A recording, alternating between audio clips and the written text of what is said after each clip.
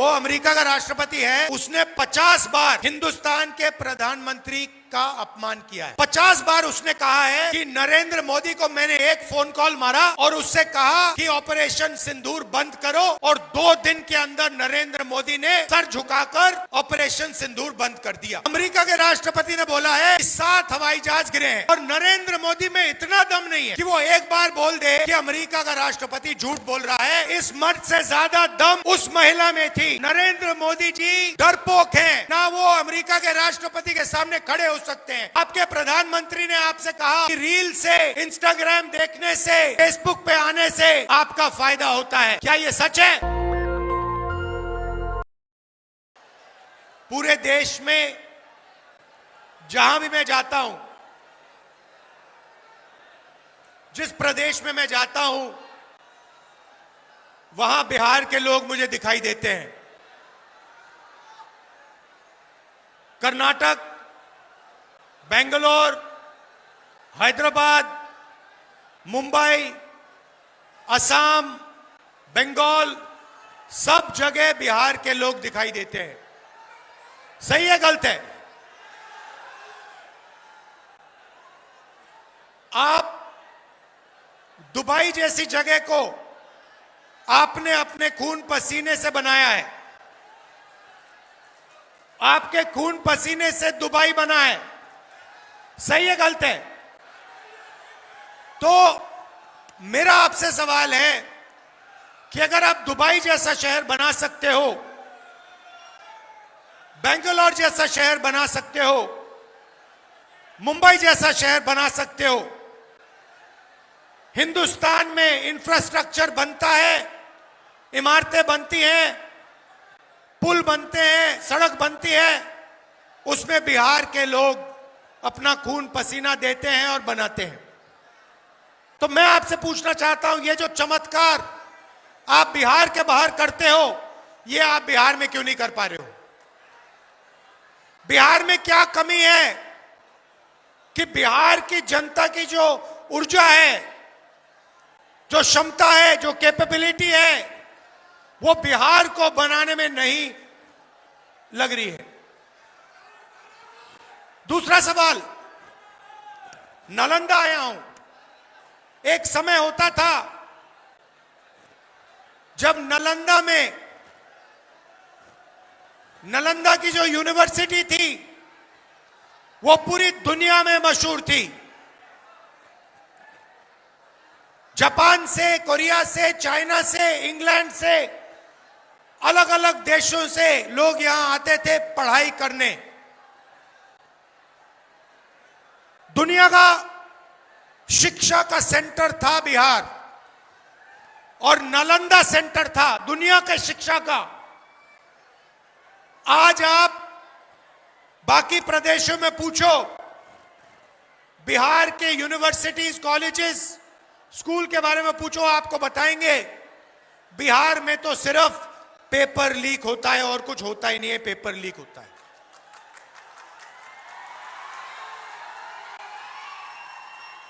बिहार का युवा सपना देखता है,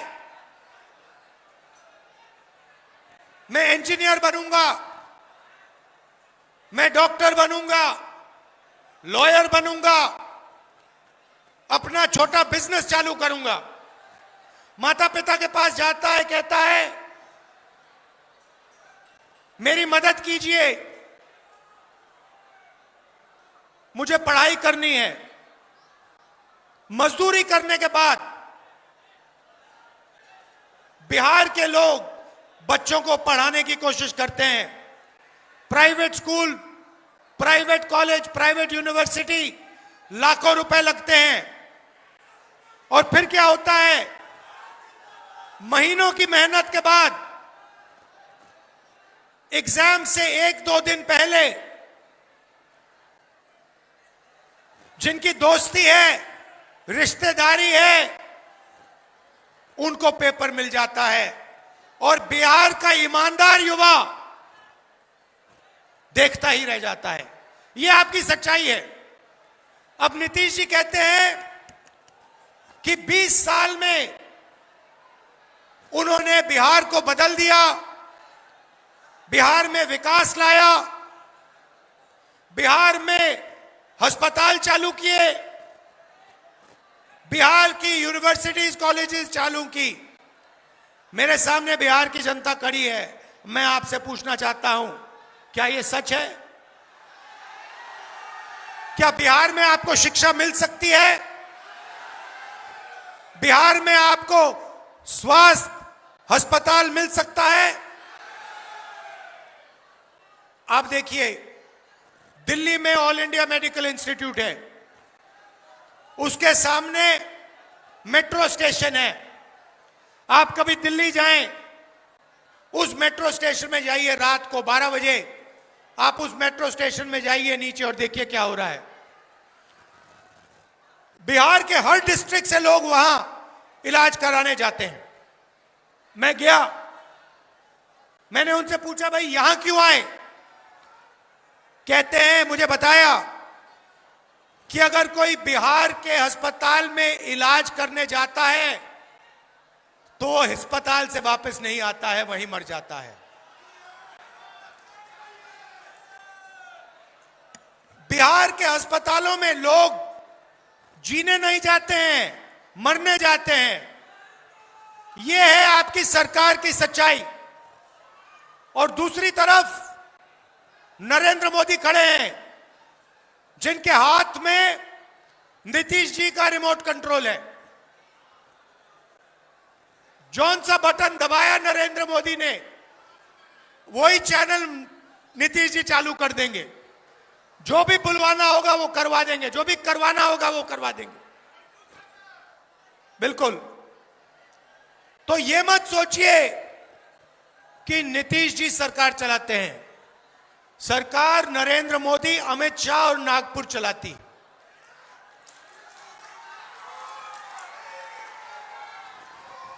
अब ये देखिए, 2 हिंदुस्तान बने हैं। अभी छठ पूजा के समय नरेंद्र मोदी जी ने निर्णय लिया कि वो जाके यमुना में स्नान करेंगे। आपने देखा फोटो देखी? एक तरफ हिंदुस्तान की सच्चाई, बिहार की सच्चाई, यमुना पोल्यूशन से भरी हुई, गंद से भरी हुई, और दूसरी तरफ नरेंद्र मोदी जी ने साफ पानी का छोटा सा तालाब बनाया। दूर से साफ पानी आया। दिल्ली के लोगों को नहीं मिलता पीने का साफ पानी, मगर नरेंद्र मोदी के नहाने के लिए दूर से इतना बड़ा पाइप लगवाया गया, उसमें पानी आया, छोटा सा तालाब बनाया गया और उसमें हमारे प्रधानमंत्री को नहाना था। एक हिंदुस्तान उनका, अरबपतियों का, अंबानी अदानी का। बिहार में अमित शाह कहते हैं उद्योगों के लिए जमीन नहीं, मगर अदानी को 1 रुपए में जमीन बिहार की मिल जाती है। 1 रुपए में किसी किसान से जमीन छीनी जाती है और मुफ्त में 1 रुपए में अरबपतियों को दी जाती है। उधर महाराष्ट्र में आपके लोग धारावी में रहते हैं, वहां पे छोटा बिजनेस चलाते हैं,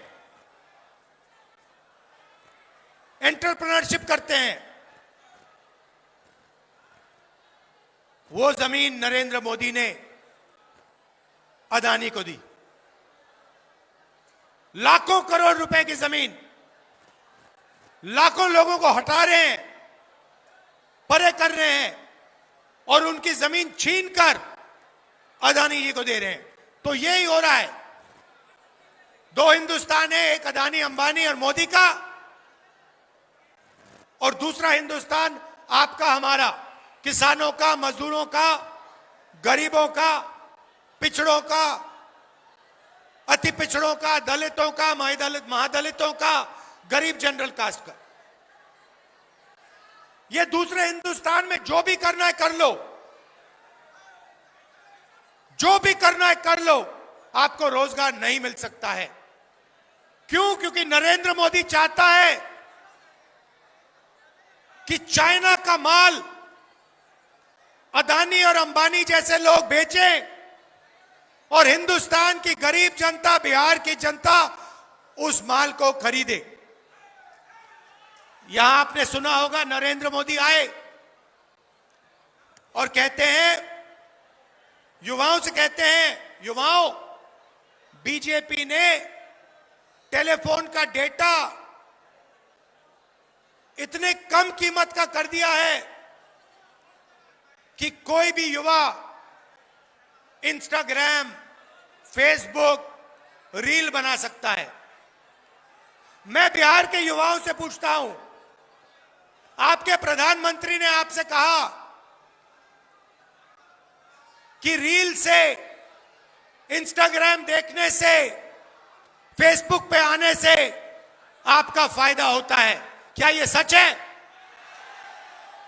क्या फेसबुक पे रील देखने से आपके जेब में पैसा आता है? क्या इंस्टाग्राम को देखने से आपके जेब में पैसा आता है? जब आप इंस्टाग्राम देखते हो, फेसबुक देखते हो, किसके जेब में पैसा जाता है? जियो, अंबानी के जेब में पैसा जाता है।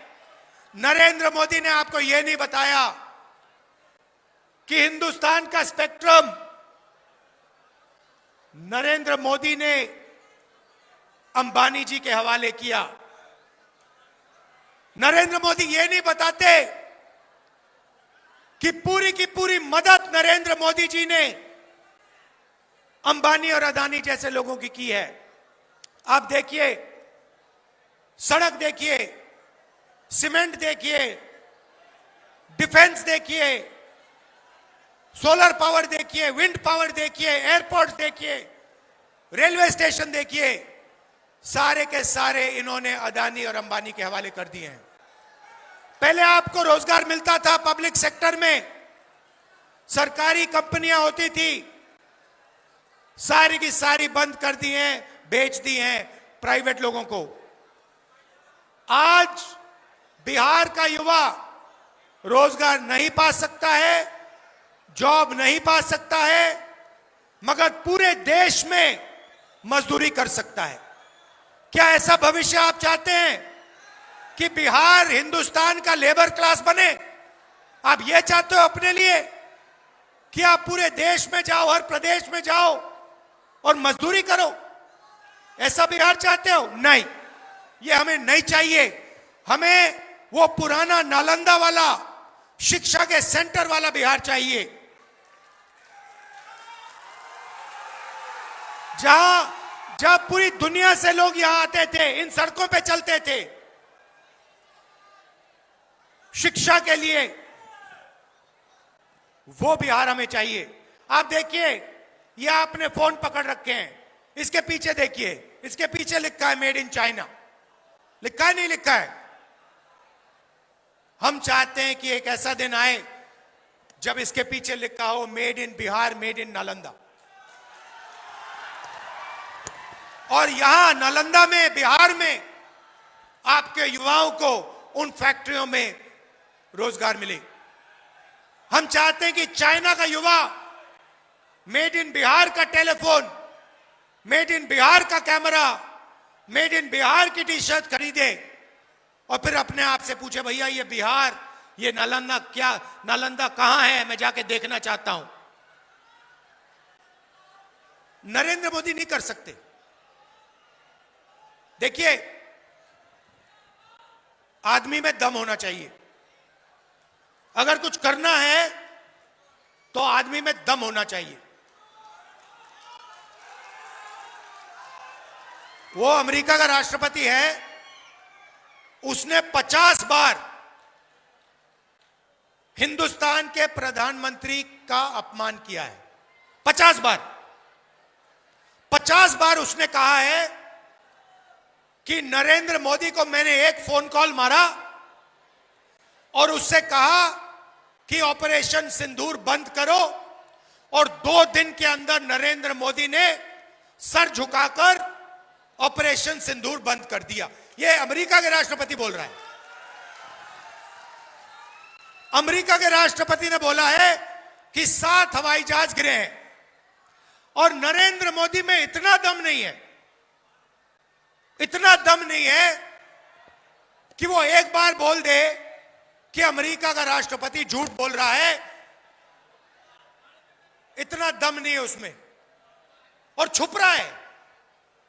उसको अमेरिका जाना था, अमेरिका में डोनाल्ड ट्रंप से मिलना था, मगर डर गए हैं, वो जा नहीं रहे वहां, और इधर वोट चोरी कर रहे हैं 24 घंटा। वोट चोरी क्यों करते हैं? महाराष्ट्र में वोट चोरी क्यों की? हरियाणा में वोट चोरी क्यों की? क्योंकि वो आपकी आवाज से डरते हैं। बिहार की जनता, हरियाणा की जनता, महाराष्ट्र की जनता की आवाज से डरते हैं। यह सच्चाई है। आप देखिए 1971 के युद्ध में, आप याद रखिए जो यहां पे बुजुर्ग लोग हैं, 1971 में बांग्लादेश लड़ाई में अमेरिका ने अपना एयरक्राफ्ट कैरियर भेजा। 7th फ्लीट थी उनकी, उन्होंने अपनी नेवी भेजी हिंदुस्तान को धमकाने के लिए, डराने के लिए। इंदिरा गांधी जी प्रधानमंत्री थी, उन्होंने कहा आपकी नेवी से हम नहीं डरते, आपको जो करना है करो, हमें जो करना है हम करेंगे। ऐसे प्रधानमंत्री होते हैं। वो महिला थी, इंदिरा गांधी जी महिला थी, मगर इस मर्द से ज्यादा दम उस महिला में थी। नरेंद्र मोदी जी डरपोक हैं, मैं आपको बता रहा हूं। ना उनका विजन है, ना वो अमेरिका के राष्ट्रपति के सामने खड़े हो सकते हैं। यह सच्चाई है। और मैं चैलेंज देता हूं कि नरेंद्र मोदी में अगर दम है तो बिहार में मीटिंग कर रहे हैं, किसी भी मीटिंग में कह दे कि अमेरिका का राष्ट्रपति झूठ बोल रहा है, मैं इसके सामने नहीं झुका, मैंने ऑपरेशन सिंदूर नहीं रुकवाया। मैं चैलेंज करता हूं कि नरेंद्र मोदी जी बिहार के युवाओं को यह कह दे, नहीं कर सकते। और उल्टा वोट चोरी करके अंबेडकर जी के संविधान को रद्द करने में लगे हुए हैं। आपको याद होगा इन्होंने कहा 400 पार संविधान को खत्म कर देंगे। वोट चोरी के बाद ये बाल निकले, बाल चुनाव जीते। और अगर वोट चोरी नहीं की होती, मैं आपको बता रहा हूं, इंडिया गठबंधन की सरकार आज हिंदुस्तान में राज कर रही होती। भाई और बहनों, यह संविधान आपका है, यह कोई नई किताब नहीं है। इसमें आपकी आवाज है, हजारों साल पुरानी आवाज है। इसमें हिंदुस्तान के जो महापुरुष हैं, अंबेडकर जी, गांधी जी, बुद्ध भगवान, नारायण गुरु, फूले जी, इनकी आवाज है। इसको ये खत्म करना चाहते हैं आरएसएस के लोग। और नरेंद्र मोदी जी संविधान नहीं चाहते हैं, वो इसको खत्म करना चाहते हैं। हिंदुस्तान की सारी संस्थाएं जो हैं वो आपसे छीनना चाहते हैं, और वो वही समय लाना चाहते हैं जो पहले था। आजादी से पहले जो जहां कोई इलेक्शन नहीं होते थे, राजा महाराजा निर्णय लेते थे, जो करना चाहते थे करते थे। उनको किसी की जमीन अच्छी लगी तो जमीन ले ली, वैसा हिंदुस्तान चाहते हैं। यह सारा का सारा ढांचा जो है, चाहे लोकतंत्र हो, चाहे अस्पताल हो, चाहे यूनिवर्सिटीज कॉलेजेस हो, यह इस संविधान की देन है। इसके बिना यह कुछ नहीं होता, इसके बिना यह हो ही नहीं सकता था। और ये अब अंबेडकर जी के संविधान को खत्म करने में लगे हैं। और बिहार की जनता को साफ कह देना चाहिए कि इस संविधान को हम नहीं छूने देंगे।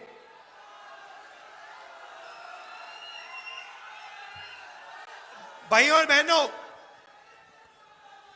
मैं चाहता हूं और मैं आपको कह रहा हूं, यहां गठबंधन की सरकार बनेगी और जो नालंदा में पहले शिक्षा का सिस्टम था, जो पूरी दुनिया में मशहूर था, मैं आपको गारंटी दे रहा हूं, बिहार की सरकार तो करेगी, मगर जिस दिन इंडिया गठबंधन की सरकार हिंदुस्तान में बनेगी, उस दिन मैं आपको कह रहा हूं, मैं गारंटी करके कह रहा हूं, दुनिया की सबसे बेहतर यूनिवर्सिटी यहां इस शहर में बनेगी।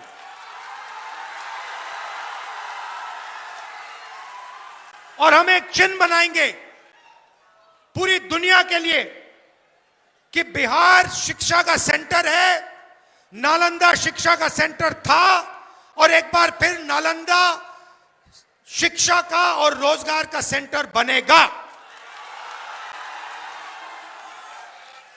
गठबंधन इस काम को पूरा करने की कोशिश करेगा बिहार में, और जब दिल्ली में सरकार बनेगी, पूरा का पूरा दम लगाकर हम यहां पे दुनिया की सबसे बेहतर यूनिवर्सिटी, बिहार को मैसेज देने के लिए, दुनिया को मैसेज देने के लिए, हिंदुस्तान के बाकी प्रदेशों को मैसेज देने के लिए कि बिहारी मजदूर नहीं है, बिहार शिक्षा का सेंटर है, रोजगार का सेंटर है। कुछ दिन पहले मैं आपके स्टूडेंट से मिला, दिल्ली में पढ़ाई करते हैं।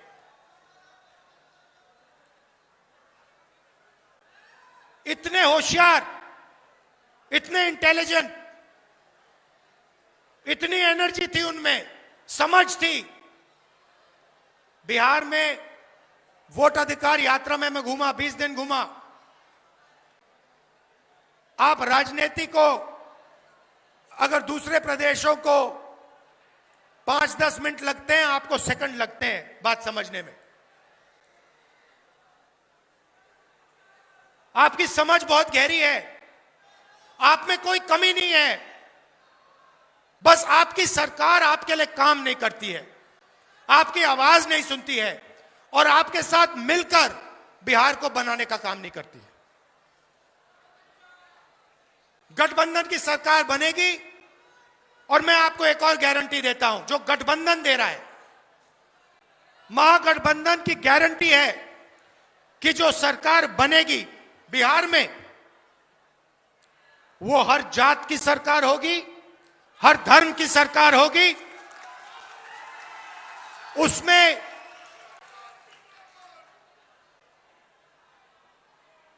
अति पिछड़ा, दलित, महादलित, अल्पसंख्यक, गरीब, जनरल कास्ट, किसान, मजदूर, सारे के सारे उस सरकार, उनकी आवाज उस सरकार में शामिल होगी, यह मैं गारंटी आपको दे रहा हूं। क्योंकि बिहार को बिहार की सरकार की जरूरत है, बिहार को हर जात, हर धर्म की सरकार की जरूरत है। जैसे मैंने यात्रा में कहा, 4000 किलोमीटर चला और यात्रा में कहा, नफरत के बाजार में मोहब्बत की दुकान खोलनी है। नफरत से प्रदेश या देश आगे नहीं जा सकता है। नफरत से किसान को, मजदूर को, युवा को कोई फायदा नहीं होता। नफरत से नरेंद्र मोदी और अमित शाह जैसे लोगों को फायदा होता है, इसलिए वो फैलाते हैं। मगर बिहार की जनता को नफरत से फायदा नहीं होता, मोहब्बत से फायदा होता है, भाईचारे से फायदा होता है। वैसी सरकार हम चलाएंगे। आप सब दूर दूर से आए, दिल से मैं आपका धन्यवाद करता हूं और एक बार फिर कहना चाहता हूं कि संविधान की रक्षा करनी है। ये जो वोट चोरी करने की कोशिश कर रहे हैं, बिहार के हर युवा को ये वोट चोरी रोकनी चाहिए। पोलिंग बूथ पे आप ध्यान से रहिए, इलेक्शन डे पे आप ध्यान से रहिए, क्योंकि ये वोट चोर हैं। बीजेपी के लोग, आरएसएस के लोग संविधान को नहीं मानते हैं, ये वोट चोरी करने की कोशिश करेंगे। जैसे इन्हें हरियाणा में, महाराष्ट्र में वोट चोरी की, यहां भी ये वोट चोरी करने की कोशिश करेंगे। नेशनल दस्तक की आपसे गुजारिश है कि अगर इसको बचाना चाहते हैं तो नेशनल दस्तक को सब्सक्राइब करने के लिए रेड कलर के सब्सक्राइब बटन को दबाएं, फिर बेल आइकन की घंटी दबाएं। नेशनल दस्तक को बचाने के लिए बहुत जरूरी है कि हर खबर को शेयर करें, लाइक करें, कमेंट जरूर करें।